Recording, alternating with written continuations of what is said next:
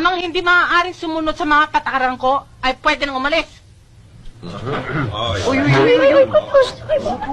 Dali lang. Iniikot lang kami. Ang pangalan ko ay...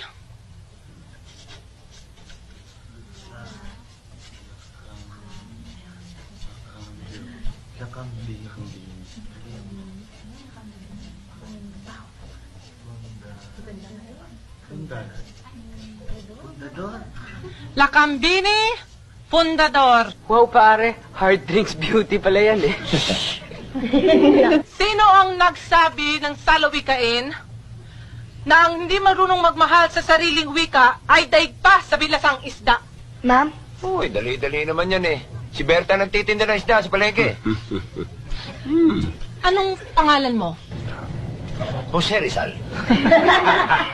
Niloloko mo ba ako? No, ma'am. Si Aling Berta na nagtitinda ng isda sa palengke ang nagsabi sa akin na si Jose Rizal ang nagsabi niyan. Quiet! Mrs. Bundador, akala ko ba walang Inglesan dito? Anong misis? Hindi pa ako misis. Ay, hindi raw Mrs. Abiyuda to, abiyuda. Abiyuda. Walang yaka!